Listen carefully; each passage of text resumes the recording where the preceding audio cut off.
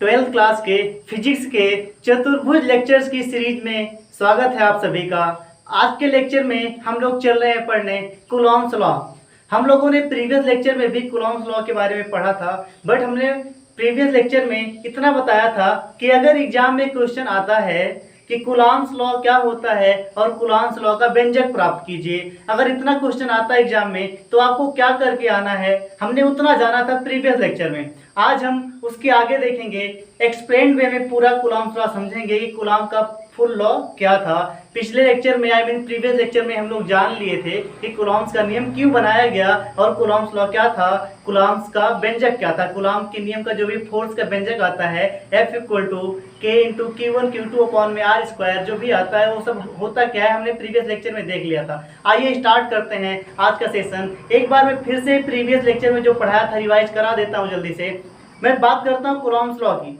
तो Coulomb's law क्या होता है, मैंने स्टेटमेंट लिख दिया है। दो स्थिर बिंदु आवेशों के बीच लगने वाला आकर्षण अथवा प्रतिकर्षण बल दोनों आवेशों के परिमाणों के गुणनफल के अनुक्रमानुपाती तथा उनके बीच की दूरी के वर्ग के व्युत्क्रमानुपाती होता है। इतना हमें लिख कर आना है जब भी स्टेटमेंट लिखने के लिए आएगा कूलॉम्स लॉ में। साथ में एक लाइन लिखना कभी मत भूलना कि दोनों आवेशों पर लगने वाले बल की दिशा, क्या बोला मैंने, दोनों आवेशों पर लगने वाले बल की दिशा दोनों आवेशों को मिलाने वाली रेखा के अनुदिश होती है। इतनी बात भी आपको लिख कर आना है अगर आपको अच्छे मार्क्स चाहिए तो, ठीक है ना। ये था स्टेटमेंट। मैं एक बार फिर से ये भी बता दे रहा हूँ कि कूलॉम्स लॉ बना क्यों था। देखो भाई, अगर आपको अच्छे से समझ जाओ तुम्हारा प्रीवियस लेक्चर देखो, बट मैं जल्दी से बता दे रहा हूँ कि कूलॉम्स लॉ की जरूरत क्यों पड़ी थी। देखो, हम लोगों को क्या पता था, सबको इतना पता चल गया था कि जो समान आवेश होते हैं, कैसे आवेश, जो समान प्रकार के आवेश होंगे वो एक दूसरे को करते हैं, रिपल्स करते हैं। समान आवेशों के बीच में क्या होता है, प्रतिकर्षण होता है। जो भी समान आवेश है इनके बीच में होगा क्या, इनके बीच में होता है प्रतिकर्षण। समझ रहे हो आई थिंक आप बात को, इनके बीच प्रतिकर्षण होता है। और जो असमान आवेश होते हैं, जैसे प्लस हो गया माइनस हो गया या माइनस हो गया प्लस हो गया, समान आवेशों के बीच प्रतिकर्षण होता है और असमान आवेशों के बीच आकर्षण होता है। इतनी बात आपको समझ में आती है, बोलो, इतना बात समझ रहे हो ना भाई। हाँ समझ रहे हो, आगे बढ़ते हैं। हमने क्या बताया, क्या बताया बताओ, हमने ये बताया अगर समान आवेश हैं तो उनके बीच होगा प्रतिकर्षण, एक दूसरे से दूर भगेंगे। समझ में आ रही बात। बट क्या होगा, अगर असमान आवेश होंगे, विपरीत आवेश होंगे, तब क्या होता है, आकर्षण होता है, एक दूसरे की ओर खींचे चले आते हैं, है ना। क्या बोलते हैं, प्लस कहता है हम तुम्हारी ओर आएंगे, माइनस कहता है हम भी आएंगे, तो दोनों आते हैं भाई। और जब क्या होता है, समान आवेश होते कहते हैं ना हम नहीं आने वाले पास में, हम दूर जा रहे हैं, ये दूर भगते हैं। समान आवेश दूर भगेंगे एक दूसरे से, मतलब प्रतिकर्षण होगा, और विपरीत आवेश होंगे तो एक दूसरे के पास आएंगे, मतलब आकर्षण होगा। देखो, हम तो ये जान लिए थे यहाँ पर लगता है प्रतिकर्षण बल, दोनों आवेशों के बीच क्या लगता है, प्रतिकर्षण बल लगा। यहाँ पर दो आवेशों के बीच लगता है आकर्षण बल। हमें इतना तो पता चल गया था, अगर आवेश समान प्रकार के होंगे उनके बीच लगेगा प्रतिकर्षण बल, अगर विपरीत प्रकार के होंगे तो उनके बीच लगेगा आकर्षण बल। बस इतना ही जानते थे, बल लग रहा है ये जानते थे, बट ये नहीं जानते थे कि कितना बल लग रहा है, उस बल का अमाउंट कितना होगा, उस बल की वैल्यू कितनी होगी, उस फोर्स का मान कितना होगा, ये हमें पता नहीं था। कि 1 न्यूटन से एक दूसरे को प्रतिकर्षित करेंगे या 2 न्यूटन से प्रतिकर्षित करेंगे, 10 न्यूटन से प्रतिकर्षित करेंगे या 100 न्यूटन से प्रतिकर्षित कर रहे हैं, या 10 न्यूटन से आकर्षित कर रहे हैं, 20 न्यूटन से आकर्षित कर रहे हैं, ये सब हमें नहीं पता था। केवल हमें इतना पता था समान प्रकार के आवेश है तो प्रतिकर्षण बल लगेगा, और असमान प्रकार के आवेश है तो आकर्षण बल लगेगा। बस हम लोग इतना ही जानते थे। जरूरत ये भी थी, हमें ये भी जानना जरूरी था कि दोनों आवेशों के बीच जो आकर्षण का बल लग रहा है या प्रतिकर्षण का बल लग रहा है उसकी वैल्यू कितनी होगी, कि दोनों आवेश एक दूसरे को कितने बल से दूर भगा रहे हैं या दोनों आवेश एक दूसरे को कितने बल से पास ला रहे हैं। समझ में आई बात। तो ये सब प्रॉब्लम्स थी। इन प्रॉब्लम्स का सॉल्यूशन हमें कब मिला, जब कूलॉम जी ने कूलॉम्स लॉ दिया। क्योंकि इन्होंने जब कूलॉम्स लॉ दिया, इस नियम में हमें एक सूत्र मिलता है F = K × Q1 Q2/r²। उस सूत्र से, बल के उस सूत्र से, फोर के उस फॉर्मूले से हम लोग दोनों आवेशों के बीच में कितना फोर्स एक्ट कर रहा है, दो आवेश एक दूसरे को कितने बल से प्रतिकर्षित करते हैं, दो आवेश एक दूसरे को कितने बल से आकर्षित करते हैं, इन सब के मान ज्ञात कर सकते हैं, ठीक है ना। आई थिंक आपको समझ में आई होगी बात। अगर नहीं आती है तो हमने प्रीवियस लेक्चर में ये सब और अच्छे वे में एक्सप्लेन किया है, आप वहां से देख लेना, ठीक। तो यहाँ पर हम लोग क्या पढ़े थे प्रीवियस लेक्चर में, ये तो हमने स्टेटमेंट बता दिया, साथ में हम लोगों ने पढ़ा था तो हमारे पास दो आवेश हुआ करते थे Q1 और Q2। हमारे पास क्या होते थे, दो आवेश होते थे, एक तो होता था Q1 और एक होता था Q2। अब देखो हमने बताया गया था, एक बार फिर से रिवाइज कर लेते हैं। तो जो दोनों आवेश हैं इनके बीच लगने वाला जो बल का मान था वो दोनों आवेशों के परिमाणों के गुणनफल के समानुपाती होता था। तो दोनों आवेश का परिमाण कितना है, इसका पहले वाले का परिमाण है Q1, दूसरे वाले का है Q2। तो दो आवेश है, इनका परिमाण जो है Q1 गुणे Q2, या ऐसे ऐसे लिख लो Q1 Q2, दोनों आवेशों के परिमाणों के गुणनफल के समानुपाती तथा इनके बीच की दूरी के वर्ग के व्युत्क्रम के अनुपाती होता था। दूरी r है, ये इक्वेशन हमने 1 माना था, इसको 2 माना था। हमने दोनों इक्वेशन को क्या कर लिया था, दोनों इक्वेशन को कंबाइन कर लिया था ये प्रीवियस लेक्चर में, तो अपना इतना आ गया था, मतलब इक्वेशन 1 और 2 को कंबाइन करने पर अपना आया था या फिर directly proportional to Q1 Q2 upon में r स्क्वायर आया था। इतनी वैल्यू आई थी ना, इतनी वैल्यू आई थी। उसके बाद में हमने क्या किया था, हमने ये समानुपाती नियतांक हटाया था, तो हमारा आ गया था F इक्वल टू के Q1 Q2 upon r square. और हमने बताया था ये होता है स्मॉल के, कौन सा के है, ये स्मॉल के है, और इसको बोलते हैं हम इसको बोलते हैं समानुपाती नियतांक या अनुक्रमानुपाती नियतांक।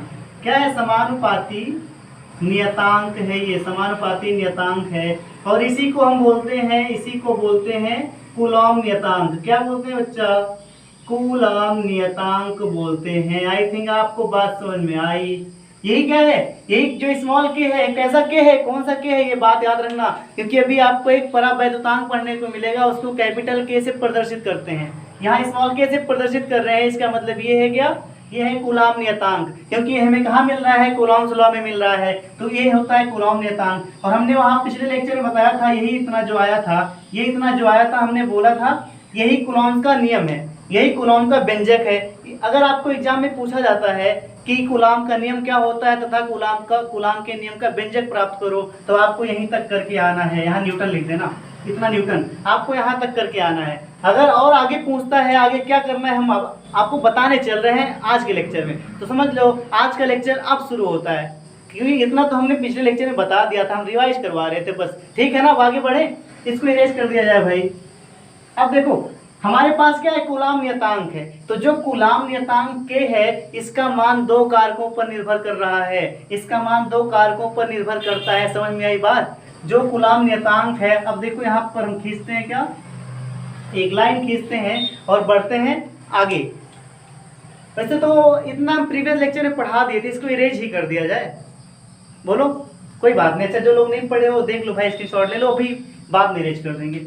हाँ देखो क्या आया था, हम जो अब लिखेंगे, जो कूलॉम नियतांक था, कूलॉम नियतांक क्या आया था, कूलॉम नियतांक किससे दिखाते हैं, स्मॉल के से। कूलॉम नियतांक स्मॉल के जो था, इसका मान दो कारकों पर निर्भर कर रहा था। किस पर निर्भर कर रहा था, दो कारकों पर निर्भर करता है। इस लिख लो, इसका मान दो कारकों पर निर्भर करता है, इसका मान दो कारकों पर निर्भर करता है, इसका मान दो कारकों पर निर्भर करता है, निर्भर करता है। समझ में आई बात। जो स्मॉल के है, जो कूलॉम नियतांक है, उसका मान दो बातों पर निर्भर करता है। देखते हैं पहली बात क्या है, देखा जाए, आ जाओ भाई। जो पहली बात थी मात्रक पद्धति पर। किस पद्धति पर, मात्रक पद्धति पर, मतलब कूलॉम नियतांक का मान निर्भर करता है मात्रक पद्धति पर। और दूसरी, ये तो पहली बात हो गई, और दूसरी बात क्या है, दोनों आवेशों के बीच माध्यम, दोनों आवेशों के बीच माध्यम पर भी कूलॉम नियतांक निर्भर करता है। दोनों आवेशों के बीच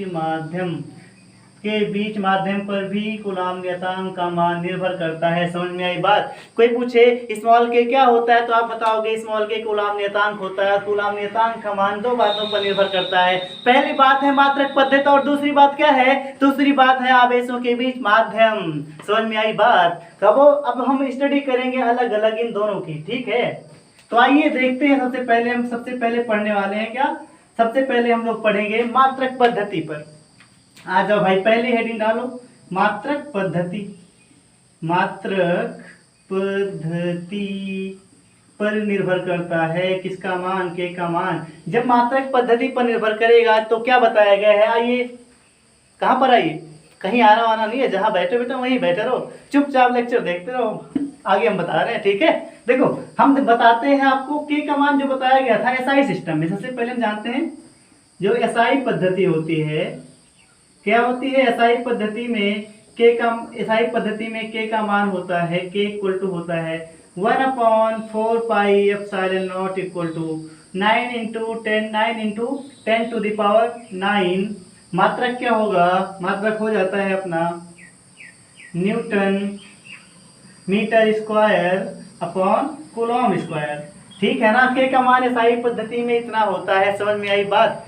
क्या बताया मैंने? एसआई पद्धति में के का मान कितना होगा? K equal to 1/4 pi epsilon not equal to 9 into 10 to the power 9 newton metre square पर कूलॉम स्क्वायर। आप चाहो तो इस इक्वेशन को इस फॉर्म में भी लिख सकते हो, K equal to 9 into 10 to the power 9 Q1 Q2 upon are square.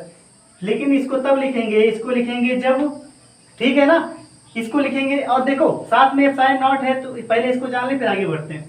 जो एप्सिलॉन नॉट है इसको बोलते हैं निर्वात की वैद्युतशीलता। इसको बोलते हैं निर्वात की वैद्युतशीलता। समझ में आई बात? क्या है बच्चा? ये एप्सिलॉन नॉट जो है निर्वात की वैद्युतशीलता है। अब देखो भाई, मात्रक पद्धति पर हम बता रहे थे किसका मान? कूलॉम नियतांक की बात कर रहे थे। जो मात्रक पद्धति मतलब एसआई पद्धति में के का मान होता है 9 × 10⁹ न्यूटन मीटर स्क्वायर पर कूलॉम स्क्वायर। तो ये हम देखो जब एसआई पद्धति की बात करेंगे तो F बराबर इतना हो जाएगा। F बराबर कितना हो जाएगा? F बराबर इतना हो जाएगा जब एसआई पद्धति की बात करेंगे। अब बात आती है, यहाँ लिख सकते हो एसआई पद्धति में है। ये क्या है? एसआई पद्धति में कूलॉम का नियम है। अब बात करें अगर हम सीजीएस पद्धति में, किसमें बात करें? सीजीएस में। नंबर 2 बात करेंगे हम सीजीएस पद्धति में होता है बच्चा। तो सीजीएस पद्धति है, सीजीएस मतलब इतना शॉर्ट में लिख सकते हो, मतलब एसआई पद्धति में के का मान होता है 9 into 10 to the power 9 newton metre square पर कूलॉम स्क्वायर। ये तो बात आ गई किसकी? ये बात आ गई एसआई पद्धति की। सीजीएस पद्धति में बच्चा जो के होता है, के का मान होता है 1। सीजीएस पद्धति में क्या होता है? सीजीएस पद्धति में के का मान होता है 1। 1 कैसे आता है? देखो वो भी 1 कितना होता है? 1 dyne centimetre square upon state coulomb square. ये होता है एसआई सिस्टम में मात्रक। किसका मान? स्मॉल के का मान। स्मॉल के बोले तो कूलॉम नियतांक का मान। कूलॉम नियतांक का मान, ध्यान देना मेरी बात पर, ये सब आपको बुक में नहीं मिलेगा। कहाँ नहीं मिलेगा बच्चा? बुक में नहीं मिलने वाला है। इसको हम बता रहे हैं आपको एक्स्ट्रा, जानो इसको। कूलॉम नियतांक का मान किस पर निर्भर करता है? मात्रक पद्धति पर और दोनों आवेशों के बीच माध्यम पर निर्भर करता है। जब मात्रक पद्धति पर निर्भर करेगा तब के का मान होता है, एसआई पद्धति में होता है 9 × 10⁹ newton metre square upon coulomb square. हम इतना लिखते हैं के इक्वल टू, ठीक है। सीजीएस पद्धति की बात करते हैं। जब सीजीएस पद्धति की बात करेंगे तो के इक्वल टू होता है 1। के इक्वल टू जैसे यहाँ पर होता है के equal to 9 into 10 to the power 9, वैसे के इक्वल टू यहाँ पर आएगा 1 dyne centimetre square upon state coulomb square. अब देखो ये 1 आया कहाँ से? आपके मन में तो बात आ रही होगी 1 आया कहाँ से? तो बच्चा 1 यहीं से आता है। दिखाते हैं आपको कैसे आया 1। चलो देखो हम क्या जानते हैं, हमें तो एसआई सिस्टम में मात्रक पता था ना। अगर आप कहो अब तो इसको इरेज कर दें, जल्दी से स्क्रीनशॉट ले लो, इरेज करते हैं फिर। चलो इरेज करते हैं। देखो भाई अब हम क्या पढ़ने वाले हैं कि जो के है, के मतलब कूलॉम नियतांक। कूलॉम नियतांक का मान सीजीएस पद्धति में 1 कैसे होता है? तो 1 कैसे होता है आइए देखते हैं। हमें क्या पता था? हमें के बराबर पता था 9 into 10 to the power 9 newton metre square upon coulomb square, इतना पता था। हमें इसको बदलना है, सीजीएस में बदलना है। किस में बदलना है? सीजीएस में बदलना है। बदलो भाई, इसको लिखो 9 इंटू 10 टू द पावर 9। यहाँ लिख देना, ये क्या है? एसआई में है। अब हम के लिखेंगे सीजीएस, के लिखेंगे सीजीएस का 9 इंटू, अब देखो यहाँ न्यूटन लिखा है ना, तो देख जान लो भाई 1 न्यूटन में होता है, सीजीएस में एक न्यूटन बराबर होता है 10 टू द पावर 5 डाइन के। डाइन क्या है? जैसे न्यूटन फोर्स का मात्रक है, बल का मात्रक है, वैसे डाइन भी सीजीएस पद्धति में बल का मात्रक है। अगर आपको ये सब नहीं पता है तो आप हमारा प्रीवियस वीडियो देखो, हमने बनाया हुआ है। आप हमारे channel new Gurukul centre of excellence पर जाना, वहाँ पर हमने बताया हुआ है, वहाँ प्लेलिस्ट में जाना, आपको मिल जाएगा। हमने बताया है न्यूटन को डाइन में कैसे बदलते हैं या डाइन होता क्या है, ठीक है। अब देखो भाई, एक न्यूटन में इतना डाइन होता है, साथ में एक कूलॉम में होता है 3 × 10⁻⁹ स्टेट कूलॉम होता है, ठीक है ना। स्टेट कूलॉम, अब कहोगे स्टेट कूलॉम क्या है? जैसे जैसे मैंने लिखा डाइन, डाइन जो है बल का एसआई पद्धति में मात्रक है, सॉरी, जो डाइन है बल का सीजीएस पद्धति में मात्रक है। जो स्टेट कूलॉम है ये आवेश का सीजीएस पद्धति में मात्रक है, ठीक। मतलब हमें ये सब किसमें था? एसआई पद्धति में था, हम इसको बदल रहे हैं सीजीएस पद्धति में। अब देखो क्या होगा, 1 न्यूटन को क्या लिखेंगे हम? 1 न्यूटन को लिख देंगे हम 10⁵ डाइन लिख सकते हैं 1 न्यूटन की जगह पर। गुणे मीटर है, 1 मीटर में कितना सेंटीमीटर? 100 सेंटीमीटर, वो भी स्क्वायर है। 100 सेंटीमीटर का स्क्वायर हो जाएगा ना, 100 सेंटीमीटर का स्क्वायर। तो ये क्या हो गया? 10 का स्क्वायर हो गया। ये हो गया 10 का स्क्वायर, टोटल क्या हो जाएगा? 10 की पावर 4 हो जाएगा ना। ये हो गया अपना 10⁴ सेंटीमीटर स्क्वायर। अपॉन क्या आएगा? देखते हैं भाई, अपॉन में क्या आएगा। देखो अपॉन आ जाएगा स्टेट कूलॉम। स्टेट कूलॉम मतलब एक कूलॉम में कितना स्टेट कूलॉम? 3 × 10⁹ स्टेट कूलॉम का स्क्वायर, यहाँ पर भी स्क्वायर। आप देखते जाओ, ऊपर रहेगा 9। देखो 9 10⁹ 10⁵ 10⁵ जुड़ जाएगा। 9 5 14 4 18 हो गया 10⁻18 9 सेंटीमीटर स्क्वायर। अपॉन हो जाएगा 3 3 जा 9 10⁻18 स्टेट कूलॉम का स्क्वायर। अब देखना यहाँ पर ये क्या हो रहा है? कट जा रहा है, क्या बचा? 1 डाइन सेंटीमीटर स्क्वायर अपॉन में state coulomb square. State coulomb square क्या आ गया? के का मान, स्मॉल के का मान सीजीएस सिस्टम में, स्मॉल के का मान सीजीएस सिस्टम में क्या आ गया? 1 डाइन सेंटीमीटर स्क्वायर अपॉन में स्टेट कूलॉम का स्क्वायर।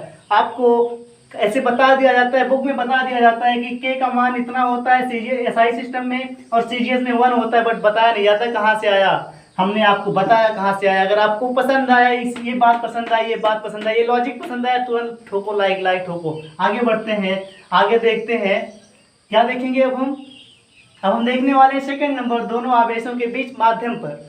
क्या देखेंगे?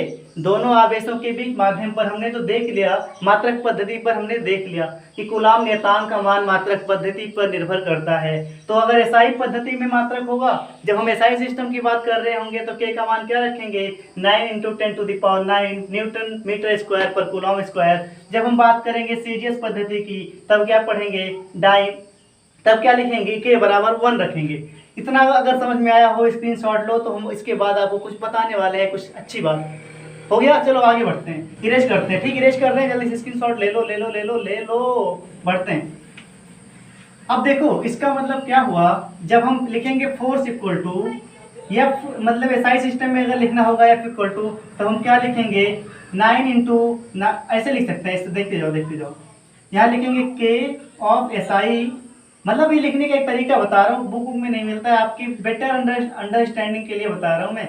कितना न्यूटन लिखते हो ना, तो अगर एफ एसआई की बात करेंगे, ऐसे लिख लो, ऐसे नॉर्मल लिखो। अभी जब हम लिखेंगे एफ एसआई के लिए, ये तो नॉर्मल इक्वेशन है, ये नॉर्मल इक्वेशन है। जब हम लिखेंगे एफ एसआई के लिए तो इसको लिख देंगे 9 × 9 ×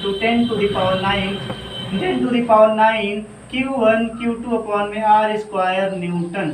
यही लिखेंगे। समझ में आई बात?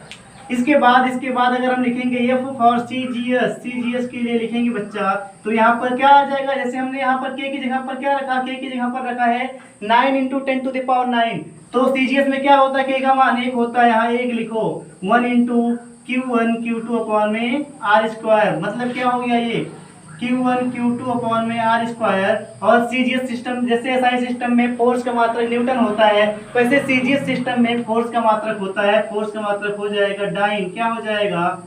डाइन हो जाएगा। मतलब F of C G S क्या होता है, Q1 Q2 अपॉन में आर स्क्वायर डाइन। समझ में आई बात।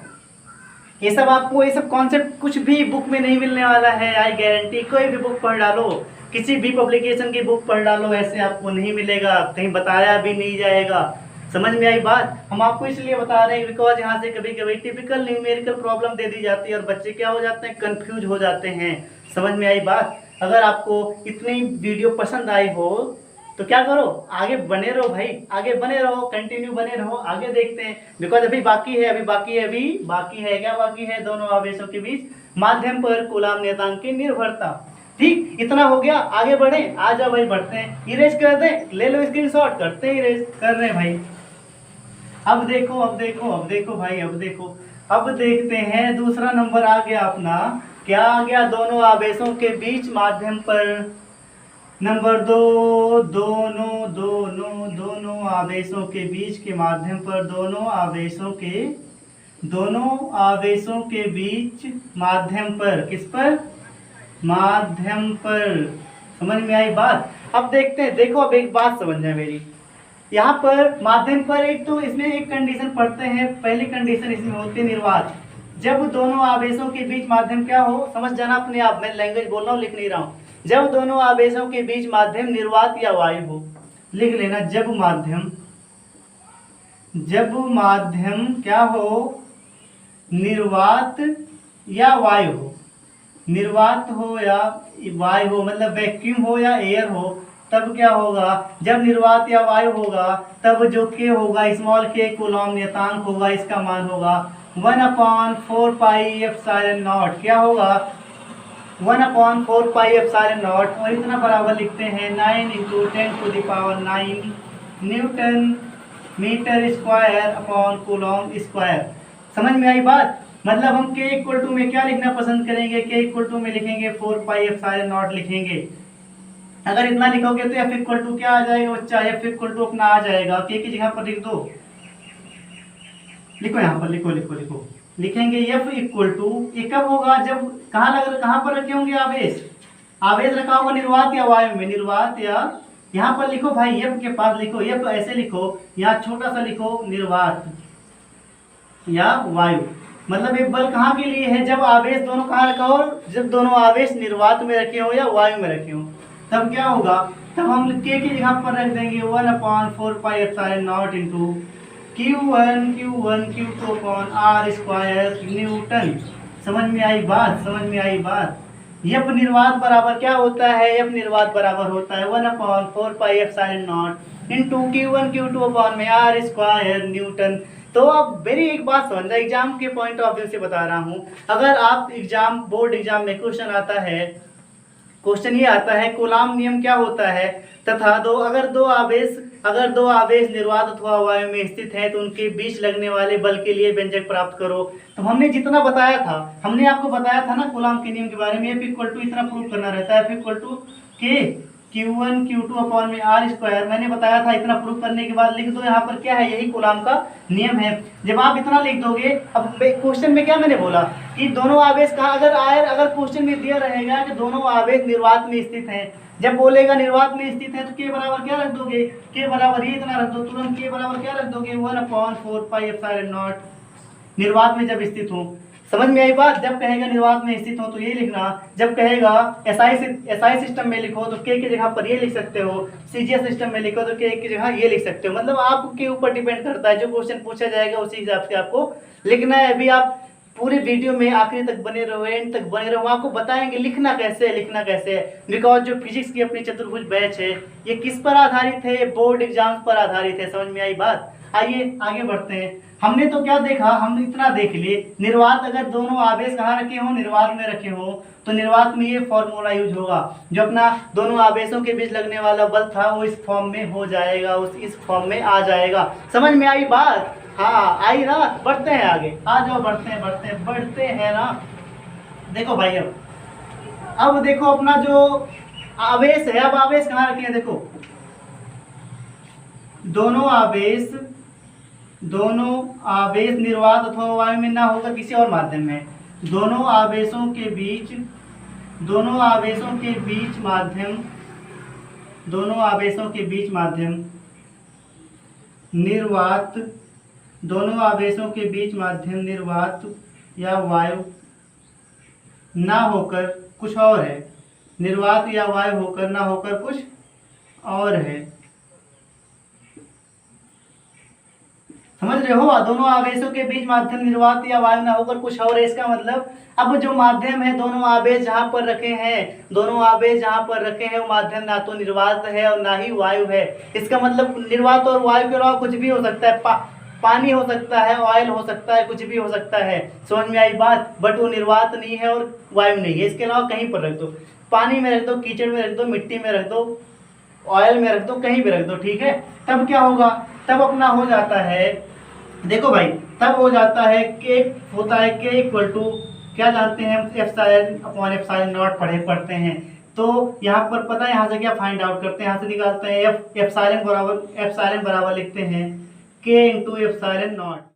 दोनों आवेशों के बीच माध्यम निर्वात या वायु ना होकर कुछ और है। अब माध्यम कुछ और हो गया तब हम क्या लिखेंगे? एक फॉर्मूला होता है के equal to epsilon upon epsilon naught. तो एप्सिलॉन बराबर क्या हो जाता है? के इंटू एप्सिलॉन नॉट। के को बोलते हैं माध्यम का परावैद्युतांक, ये कैपिटल के होता है, ये याद रखना। अभी तक हम लोग स्मॉल के यूज कर रहे थे ना, इसको ध्यान रखना, स्मॉल के था।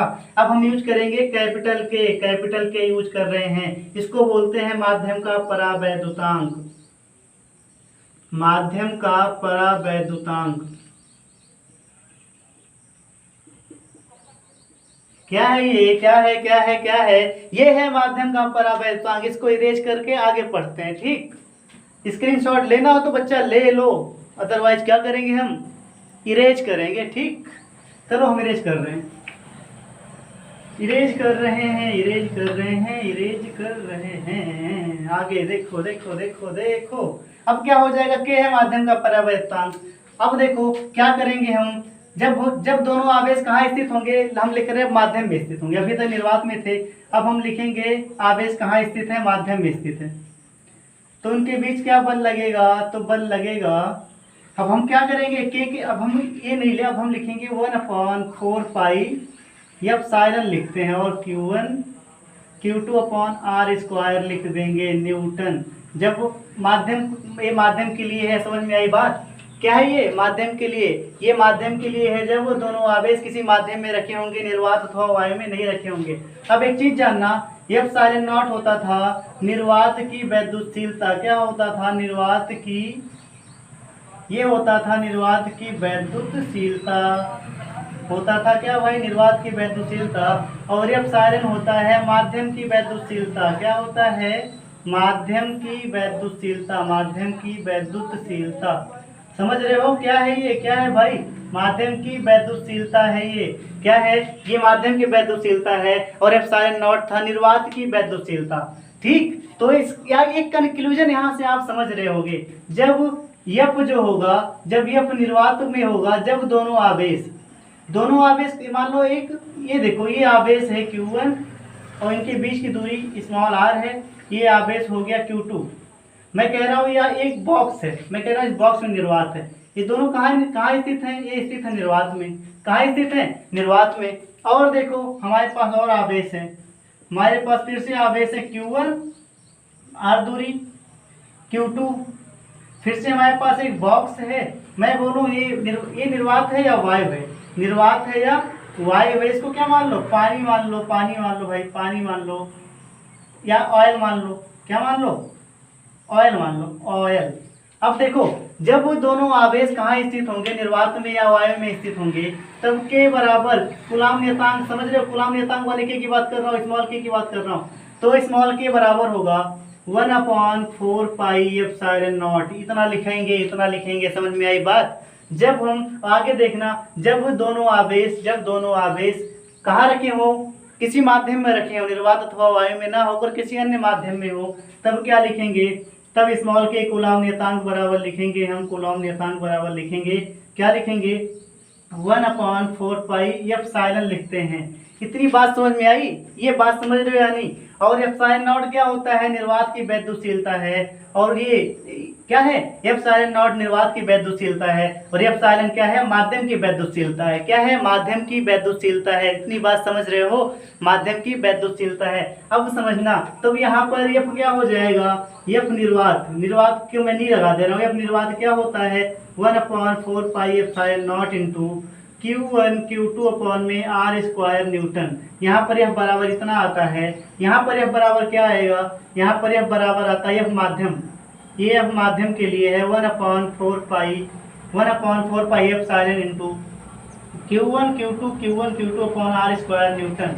समझ में आई बात? आई थिंक आपको बात समझ में आई होगी। जब दोनों आवेश माध्यम में रखे जाएंगे तो कितना बल लगेगा? जब दोनों आवेश माध्यम में रखे जाएंगे तो कितना बल लगेगा? और जब दोनों आवेश निर्वात अथवा वायु में रखे जाएंगे तब कितना बल लगेगा? एक कॉन्सेप्ट आपको बताऊंगा। अब आपको देखो, जो एप्सिलॉन नॉट है इसकी वैल्यू पता होती है।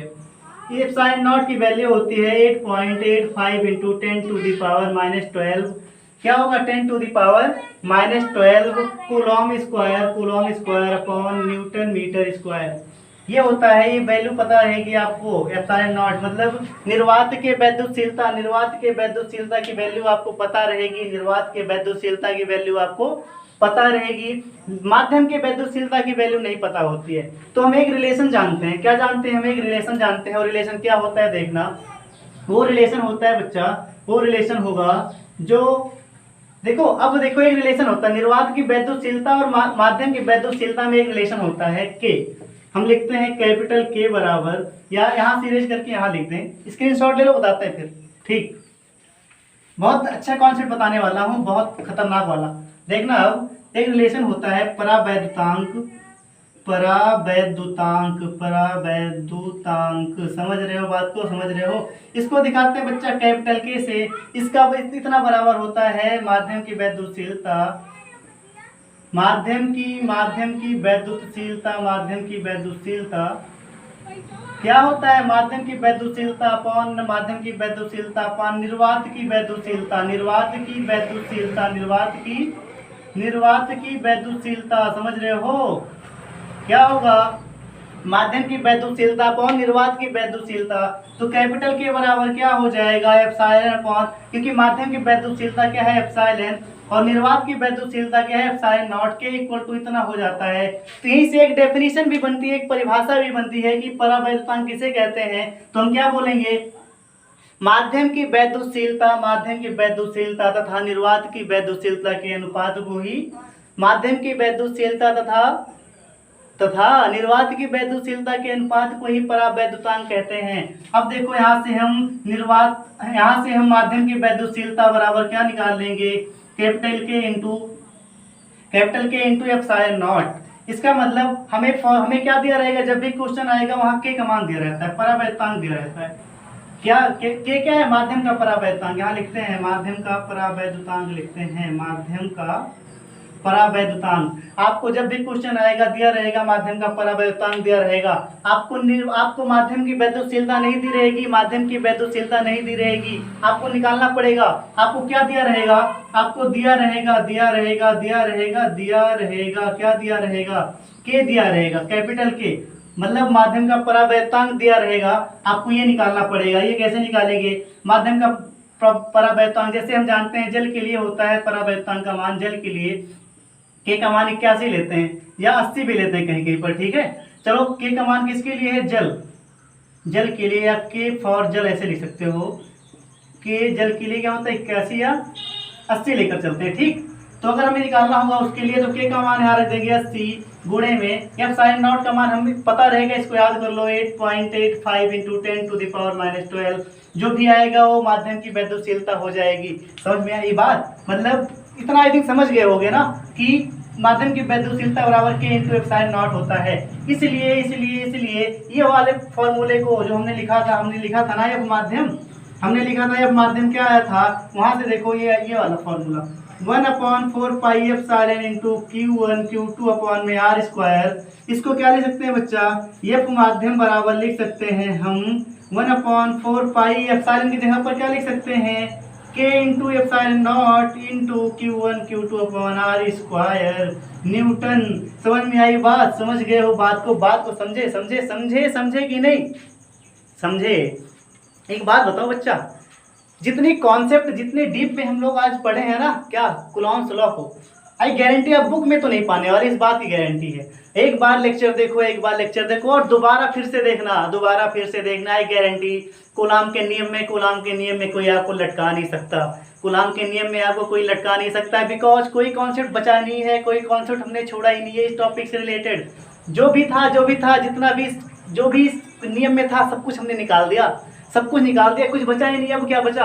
हमने ये देखो हमने क्या बता दिया, हमने आपको बता दिया था जो कूलॉम नियतांक था उसका मान निर्भर किस पर करता है। तो किस पर करता है आप तुरंत बताओगे, आपका आंसर आएगा सर जी माध्यम, दोनों आवेश जिस माध्यम पर रखे हो उस माध्यम पर निर्भर करता है। और क्या बताओगे आप बताओगे मात्रक पद्धति पर निर्भर करता है। क्या बताओगे आप भाई? फिर से बताना, तो फिर से बताओ जरा, हमने सुना नहीं।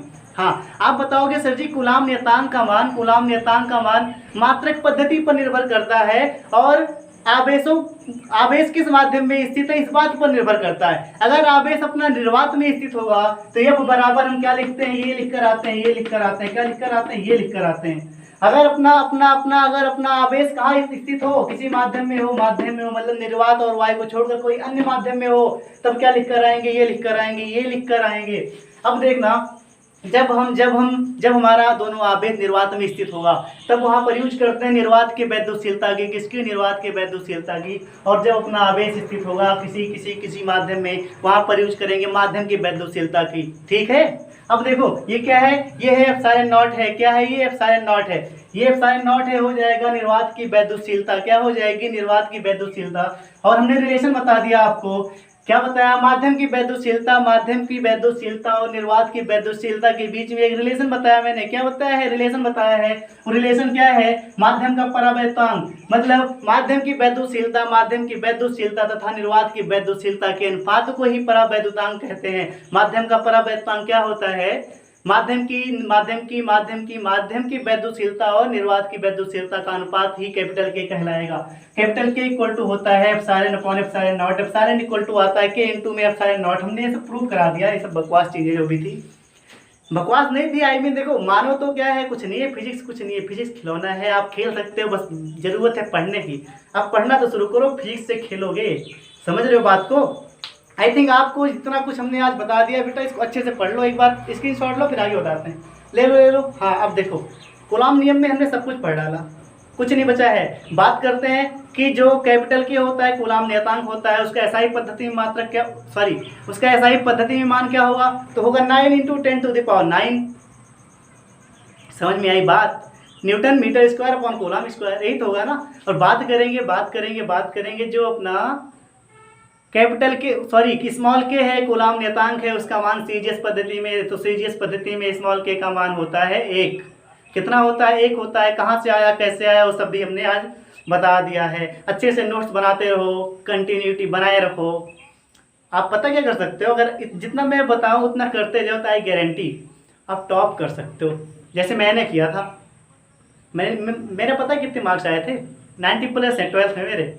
आप भी ला सकते हो, बिकॉज कैसे आता है मुझे पता है, और कैसे आपको कैसे आएगा ये भी मुझे पता है। तो आप हमारे साथ जुड़े रहिए, हमारे साथ बने रहिए, आई गारंटी आपके भी मार्क्स आएंगे, कॉन्सेप्ट के साथ आएंगे। केवल मार्क्स नहीं आएंगे, आपके अंदर नॉलेज भी आएगी। कहाँ से आएगी? हमारे साथ आएगी। ठीक है, मिलते हैं नेक्स्ट लेक्चर में। ठीक।